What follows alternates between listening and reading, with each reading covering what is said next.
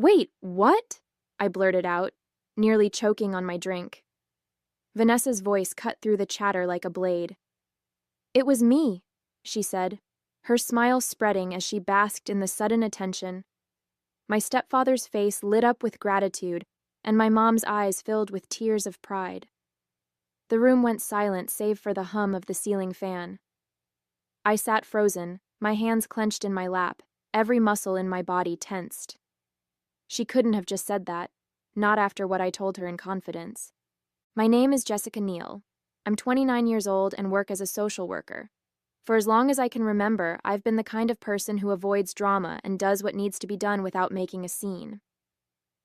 A little over a year ago, my stepfather, Rob, was diagnosed with cancer. It devastated our family, especially my mom, who loves him more than anything. When the medical bills started piling up, I knew I had to do something. That's why I used my savings to pay off his debt, anonymously. The only person I had told about it was Vanessa, my older stepsister, someone I thought I could trust. It was supposed to be a celebratory dinner. Rob had just gotten a clean bill of health, and my mom wanted to mark the occasion with something special. She made her famous pot roast, the one Rob always says tastes better than his mom's used to. The house smelled of rosemary and garlic.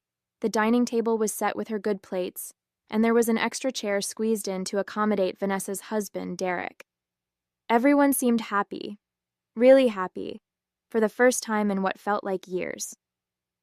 I sat between my mom and Derek, trying to join in the light-hearted conversation, but my mind kept drifting. I felt a warmth in my chest every time Rob laughed, knowing he could finally relax without the weight of those hospital bills. He'd even made a toast to the Good Samaritan who paid off the debt, thanking them for their generosity. I had smiled quietly into my glass, content to keep my secret. That was when Rob, out of nowhere, asked, "Was it one of you?" His eyes scanned the table, hopeful but not pressing. My heart sped up, but before I could decide how to react, Vanessa leaned back in her chair, grinning like a Cheshire cat, and said, "It was me." I stared at her, my throat tightening as the room erupted into applause. My mom's face lit up with pride, and she reached across the table to squeeze Vanessa's hand. "I knew it," she said, her voice trembling with emotion. "You've always had such a big heart." Rob looked at her like she was some kind of hero, his voice soft as he said, "Thank you, sweetheart. I don't even know what to say."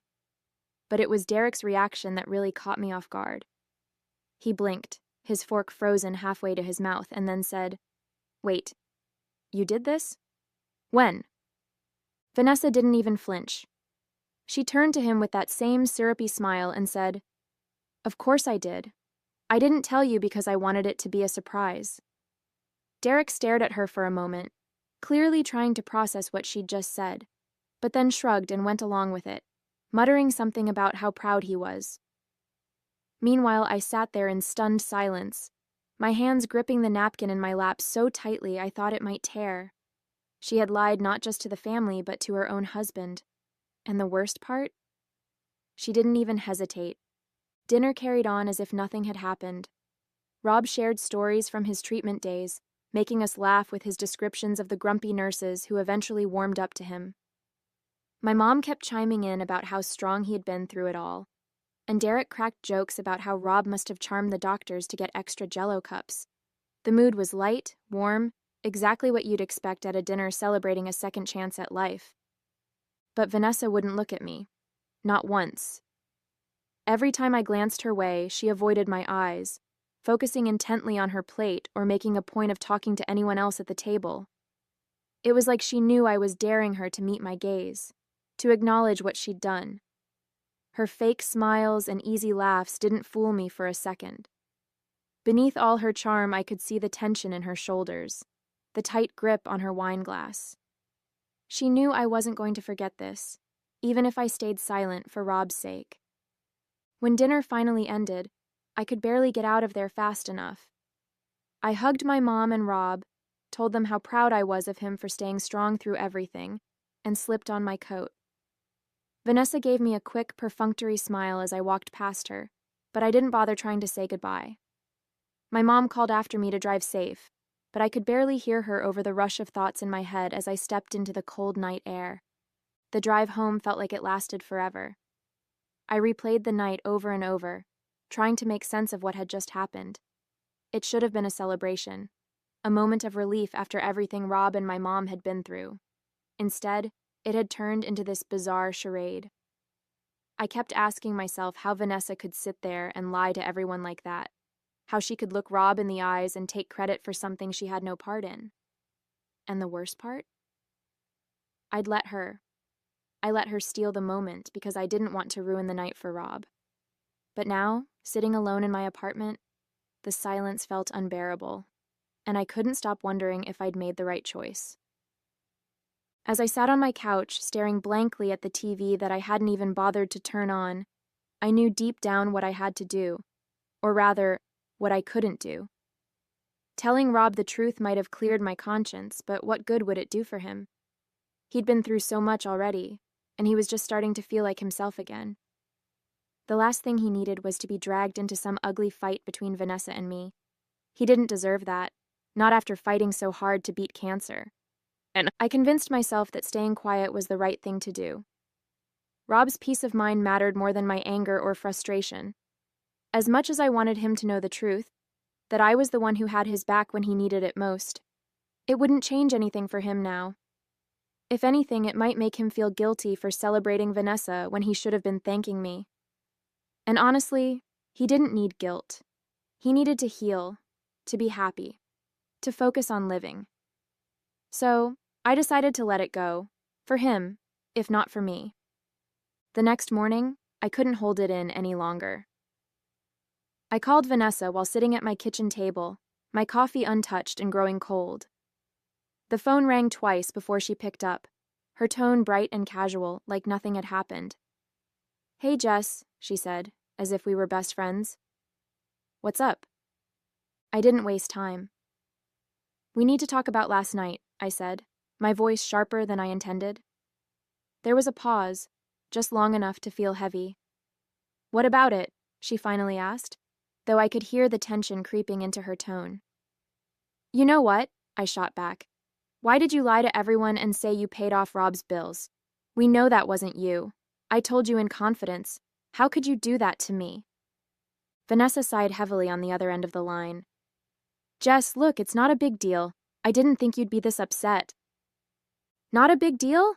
I snapped, gripping my phone tighter. "You stood there and lied to everyone, Vanessa. You took credit for something you didn't do, something I sacrificed a lot for. How is that not a big deal?" She hesitated, and for a second, her voice softened. "I just wanted to make Dad proud of me. He's always been proud of you, Jess. You're the selfless one, the one who helps everyone. I didn't think you'd mind if, just this once, I could have that moment with him." I was stunned. "Are you kidding me? This wasn't just some harmless lie, Vanessa. You know what I went through to make that happen. I emptied my savings account so Mom wouldn't have to stress about the bills, so Rob could focus on getting better. And you thought I wouldn't mind?"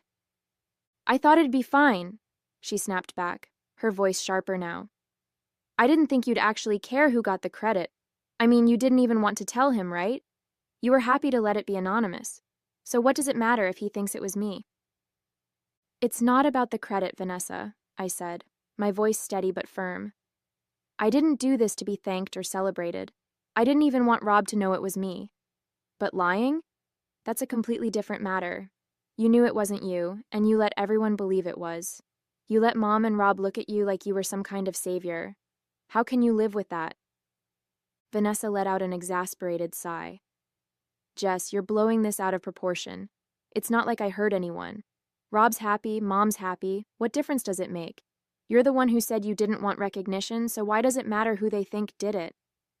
"It matters because it's a lie," I snapped. "You've turned something that should have been about helping Rob into a way to stroke your ego. And now I'm stuck sitting here, watching everyone praise you for something you didn't do. Do you know how humiliating that is for me? Not because I want the attention, but because it's a betrayal, Vanessa. You betrayed me."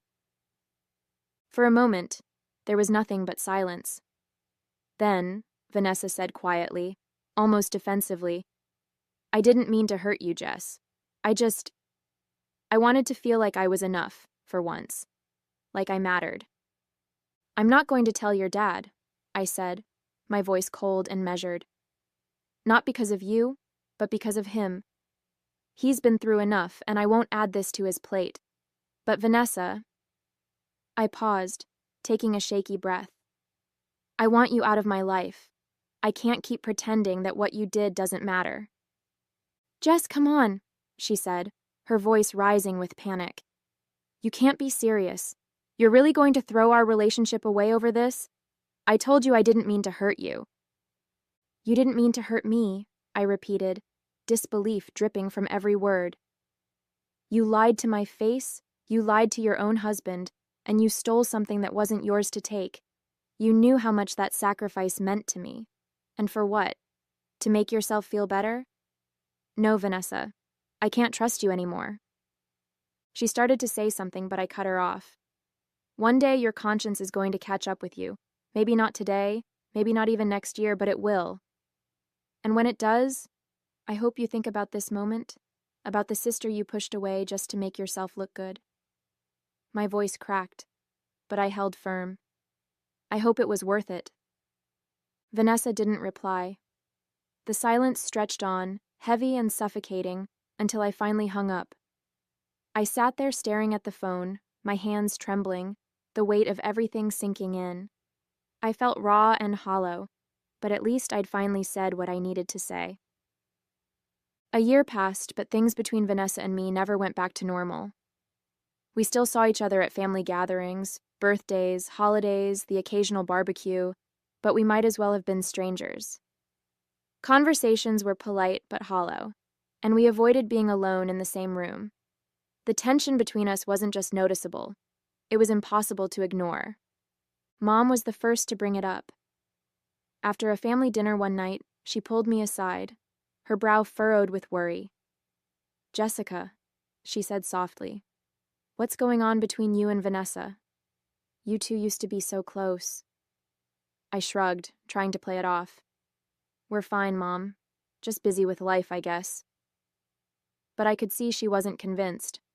Rob had noticed it too. At Christmas, he asked why Vanessa and I didn't sit together anymore. You two used to laugh so much, he'd said. I forced a smile and changed the subject, but it stung more than I expected. A few months after that Christmas dinner, Vanessa started reaching out. It was subtle at first, texts here and there. Hey, how's work going? Or, Mom said you've been really busy, hope you're okay. I ignored every single one. I couldn't bring myself to engage with her. Each message felt like a tiny jab, a reminder of what she'd done and how easily she had betrayed me. At family gatherings, she tried harder. She'd make small talk or ask me questions about my job, but I kept my answers short and polite, giving her no room to dig deeper. At one dinner, she cornered me in the kitchen while I was refilling my drink. Jess, I know things haven't been great between us, but maybe we could grab coffee sometime? Just talk? I didn't even look at her. I'm busy, I said flatly, brushing past her. She sighed, but I didn't stop to see her reaction. Whatever she was trying to do, it wasn't enough to erase the past year. A few weeks after that awkward dinner, Mom mentioned something that caught me off guard. Vanessa's been going to church, she said, her tone almost hesitant, like she wasn't sure how I'd react. She's been feeling, I don't know, empty, I guess? She told me she's been thinking a lot about life and wanting to make some changes. I raised an eyebrow but didn't say anything. Vanessa, going to church? It didn't add up.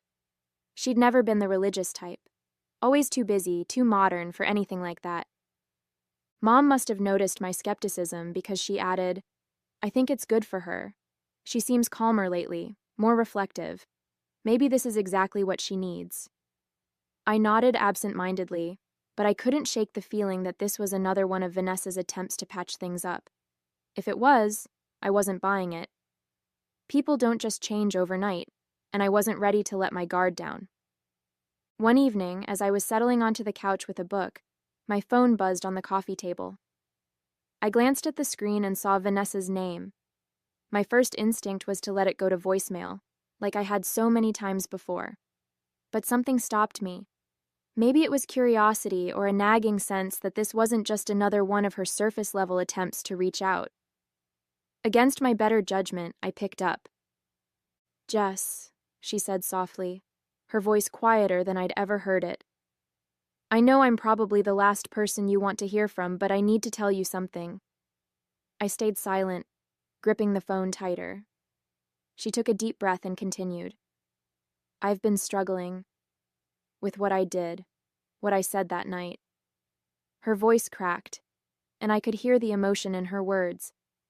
"It's been eating at me, Jess. I thought I could just move on, pretend like it didn't matter, but it does. It matters a lot. I couldn't help myself." The words came out before I had a chance to soften them. "Should I tell you I told you so?" My voice was sharp, edged with all the frustration I'd been holding on to for the past year. On the other end of the line, Vanessa let out a shaky sigh, and for a moment, I thought she might hang up. "You have every right to say that," she finally replied, her tone raw. "You warned me, Jess, and you were right. I thought I could live with it, but I can't. Every time Dad looks at me with that pride in his eyes, it feels like a dagger. I know I don't deserve it. And you? I know I don't deserve your forgiveness either." Vanessa's voice wavered as she continued. "I've thought about coming clean so many times, Jess, but I'm terrified. What's Dad going to think of me? What's Mom going to say when she realizes I lied to her face? And Derek, he didn't even know what I did that night. How do I explain that to him?" I stayed quiet for a moment, letting her words sink in. For all the pain she'd caused me, I could hear genuine fear and guilt in her voice. "You're afraid of their reaction," I said, keeping my tone steady. "But what did you think was going to happen when you took credit for something you didn't do? Did you honestly think it wouldn't catch up with you eventually?" I let out a slow breath, trying to steady myself. "Vanessa, I'm not going to force you to do anything," I said, my voice calm but firm.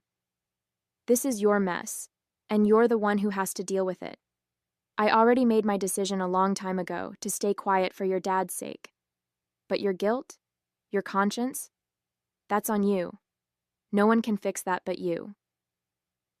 There was a long silence on the other end of the line.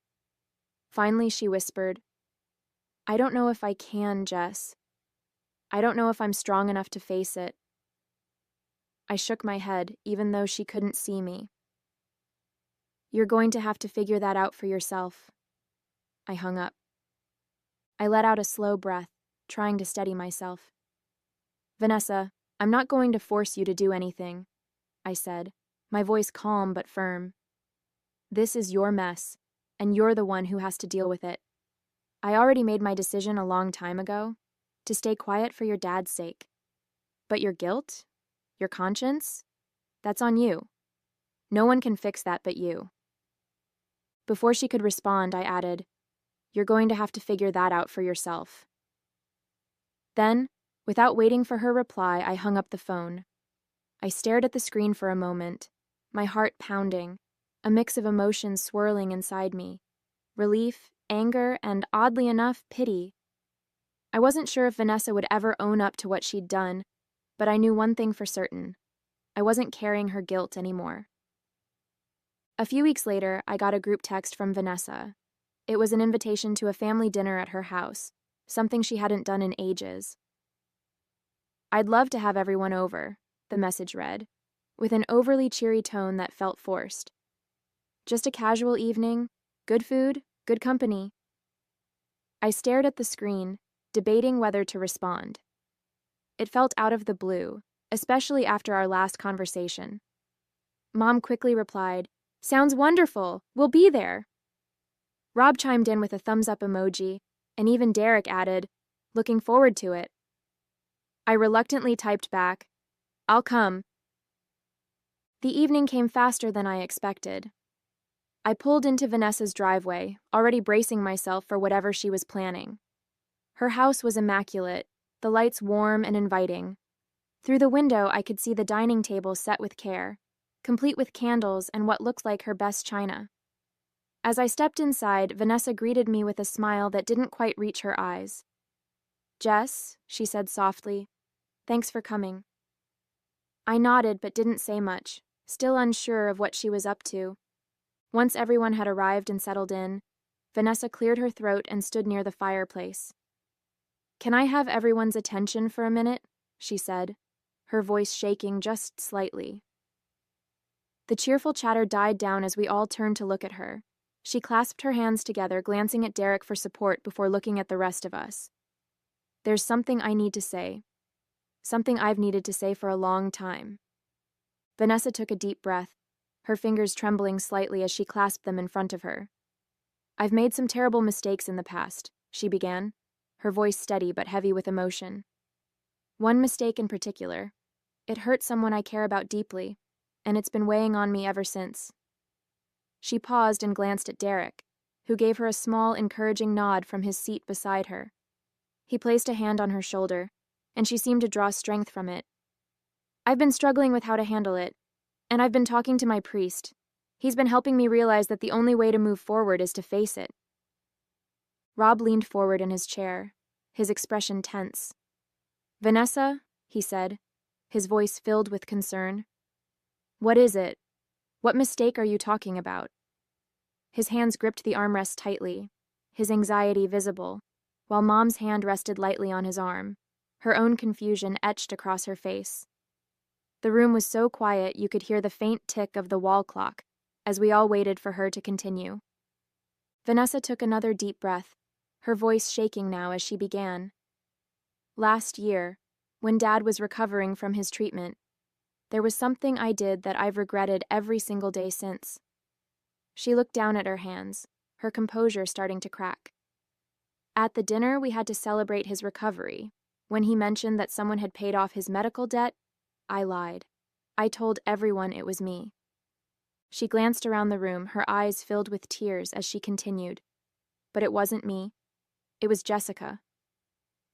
The weight of her words hung in the air, and I felt every pair of eyes shift to me. Jessica was the one who used her savings to pay off the debt. She was the one who made sure Dad and Mom didn't have to worry about the bills. And I took credit for it. I took her sacrifice and made it my own, because I wanted Dad to be proud of me. I wanted to feel like I was enough, just for once. Her voice broke as she dropped to her knees, her hands clasped in front of her like she was praying. Tears streamed down her face.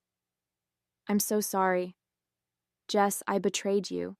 I lied to everyone, and I hurt you in a way I can never take back.